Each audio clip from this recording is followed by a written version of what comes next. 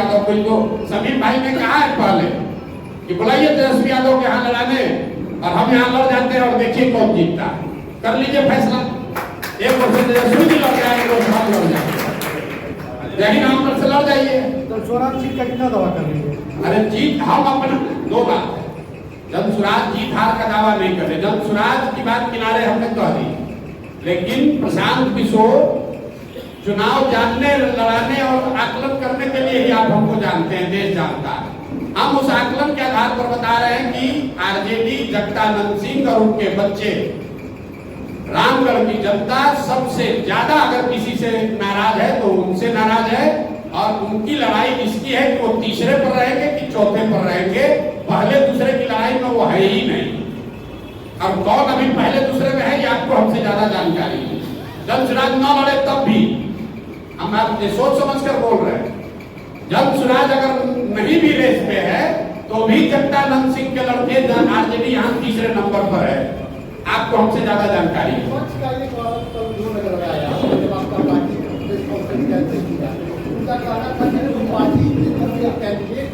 ठीक बात, बिल्कुल ठीक बात है। हम देखिए, एक विद्यार्थी है जो परीक्षा के केंद्र तक जाते जाते पढ़ रखे अपना नोट रिवाइज कर रहा है, एक विद्यार्थी है जो दारू पी के 2 दिन पहले ही कह दिया कि अब तो परीक्षा पास हो गए।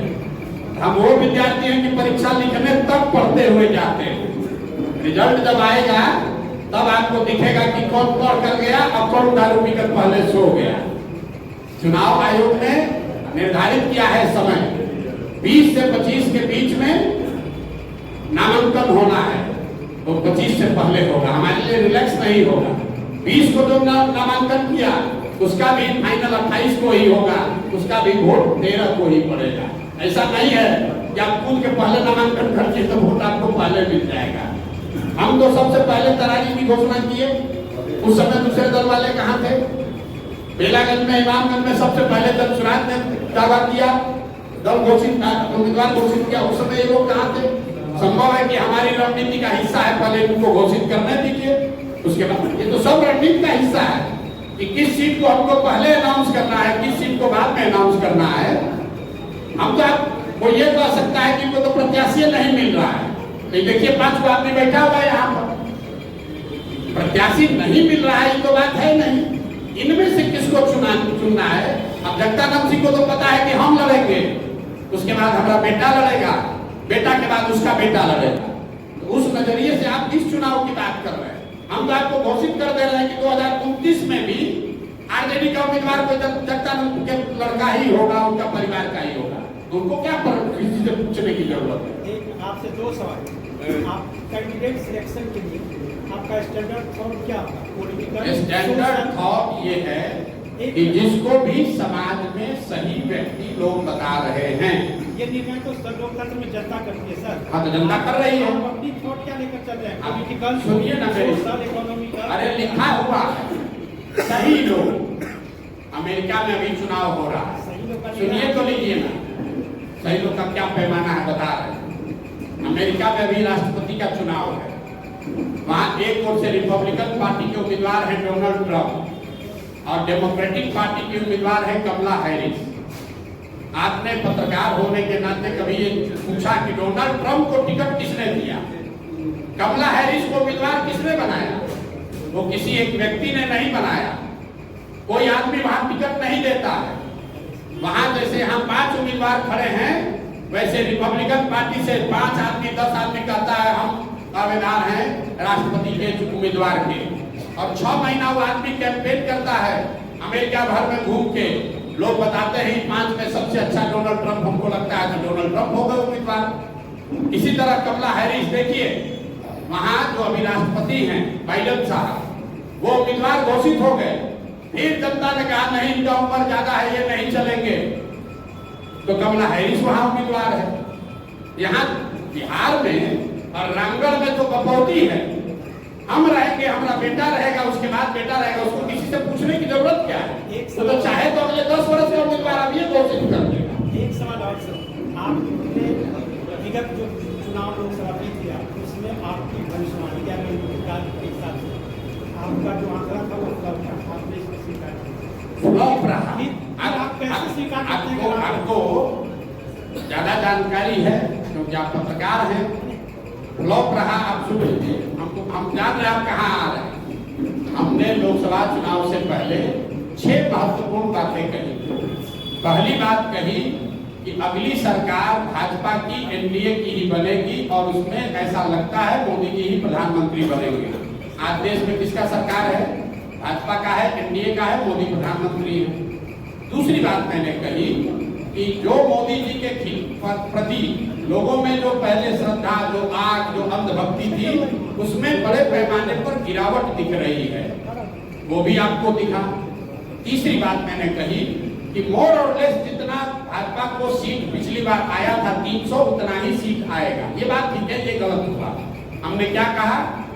जो स्थिति पहले 2019 में थी वही रहेगी। तो वोट शेयर के मामले में भाजपा को 2019 में 36% वोट आया था, इस बार 35.13% वोट आया है, 0.7% कम आया।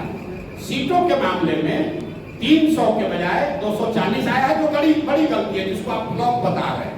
तो भैया हम भगवान तो है नहीं, स्टैटिस्टिक्स भी है, वो एक आकलन है। सही भी हो सकता है, गलत भी हो सकता है। मेरी गलती है, और जब गलती हुई सामने नेशनल चैनल पर आकर कहा ये 3 बात ठीक है, लेकिन सीट के मामले में आकलन गलत हो गया। चौथी बात क्या बोली कि कोई भी कितने भी मोदी जी को सीट से जीत कर आए, 250 आए या 300 आए, तीसरे टर्म में मोदी जी अपने पहले और दूसरे टर्म के मुकाबले कमजोर प्रधानमंत्री होंगे। वो आपको दिख रहा है। हमने एक और बात कही कि भाजपा चाहे जितने सांसदों के साथ दल सरकार बनाए, तीसरे टर्म में आने वाले समय में उत्तर प्रदेश की भाजपा के नेतृत्व को लेकर भाजपा में बहुत बड़ा संकट की स्थिति बनेगी। वो भी आपको दिख रहा है। योगी जी की बात रोज आप सुन रहे हैं। तो 6 प्रेडिक्शन किए गए, उसमें 5.5 ठीक है, सीट वाला गलत है, लेकिन लोगों को तो सीट याद है, उस हिसाब से मेरी गलती है। अब एक अंतिम बात सुनिए। बंगाल में हमने कहा, पूरे देश ने कहा भाजपा को 200 सीट आएगा। प्रशांत किशोर ने कहा भाजपा को 100 से ज्यादा सीट नहीं आएगा। भाजपा को आया 77। संभव है कि भाजपा को 90 भी आ सकता था, 10 भी आ सकता था, 100 के नीचे आएगा। लेकिन हम इसलिए नहीं कह रहे कि हम अपने गलती को जस्टिफाई कर रहे हैं। लेकिन आप ये समझिए कि जो लोग देश भर के आंकड़ों को एनालाइज करके प्रेडिक्शन कर रहे हैं, इतना आसान काम नहीं है। ऊपर नीचे हो सकता है 10-20 सीट। इसके लिए अगर आपको लगता है हमारी समझ खत्म हो गई है, तो मान लीजिए कि हमारी समझ नहीं है। नहीं, देखिए दरारी में क्या है, मैं आपको बता देता हूँ। दरारी में लेफ्टिनेंट जनरल एसके सिंह, जो सेना में वाइस चीफ रहे हैं, उनके इलेक्टोरल रोल के नाम को लेकर जिला प्रशासन ने बात उठाई है। उनका ये कहना है कि इलेक्शन के कमीशन के रूल में ऐसा है कि आप बिहार के हैं, लेकिन अगर बिहार के किसी विधानसभा क्षेत्र में आप मतदाता के तौर पर रजिस्टर नहीं हैं, तो आप चुनाव नहीं लड़ सकते। ये वहाँ के अधिकारियों ने बताया। हम लोग उसको लीगली एग्जामिन करा रहे हैं। जितने हमारे साथ वकील जुड़े हुए हैं, वो लोग उस चीज को देख रहे हैं। हम लोगों ने इलेक्शन कमीशन को भी लिखा है। लेकिन मैंने जो बात आपको शुरुआती बताई कि देखिए कितना प्रो इनकम्बेंट है। जो लड़का करण तिवारी का देश का वाइस चीफ बना आर्मी का, जो सेना को लीड किया सियाचिन में, जो सेना को लीड किया ऑपरेशन पराक्रम में, उस आदमी को वो अपना इलेक्ट्रिसिटी बिल है, उसका जमीन है, घर है तरारी में, लेकिन एक रूल बनाकर कह रहे हैं कि नहीं, इनको चुनाव नहीं लड़ने दिया जाएगा क्योंकि तरारी के इनका वोटर लिस्ट में इनका नाम नहीं है। वोटर लिस्ट में नाम जुड़वाने के लिए फॉर्म 8 भरा गया। ये सब प्रावधान है। आप इलेक्शन अधिकारी से पूछ लीजिएगा कि आप 8A फॉर्म 8A भर के अपना नाम जुड़वा सकते हैं। नोएडा से जहां का नाम इलेक्टोरल रोल में है, वहां के डीएम ने नोटिफाइड करके जारी किया है कि यहाँ पर इलेक्टोरल रोल में ये है। जनरल साहब की पत्नी की डेथ हुई है 2020 में। उस समय तक वो बिहार के वोटर लिस्ट में थे, लेकिन पत्नी के डेथ होने के बाद वो नोएडा में रहते थे, तो उनका इलेक्टोरल रोल में नाम शिफ्ट हो गया, क्योंकि 24 में उनको वोट देना होगा।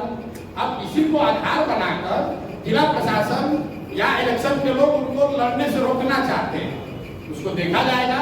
लेकिन इस तरह की चीज तो लोकतंत्र में आती ही रहेगी। आप व्यवस्था के सामने खड़े होइएगा तो जो वहाँ बालू माफिया है, जो हजारों करोड़ रुपया लूट रहा है, वो इतना आसानी से थोड़ी छोड़ेगा। लेकिन जल चुनाव के पीछे हटने वाला नहीं है। जनरल साहब वहाँ खड़े हैं, प्रशांत किशोर यहाँ नहीं लड़ रहे हैं, लेकिन प्रशांत किशोर का कोई भाई कोई सिपाही लड़ेगा और यहाँ पर राजनीतिक जमींदारी जिन लोगों का है उनका बोरिया बिस्तर समेटेंगे।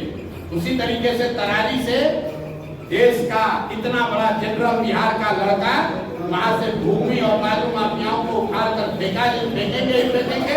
अगर उनको नहीं लड़ने दिया तो कोई वहां तरारी का लड़का लड़ेगा, लेकिन लड़ेगा जरूर। हम लोग पीछे नहीं हटेंगे, ये नहीं कहेंगे कि हमारा नामांकन कैंसिल हो गया। हम लोग लगे हुए हैं। कल या परसों तक निर्णय इलेक्शन कमीशन दिल्ली को देना है कि उनको लड़ने की अनुमति दी जाएगी कि नहीं। लेकिन आप जरा पत्रकार होने के नाते समझिए, बिहार का जो लड़का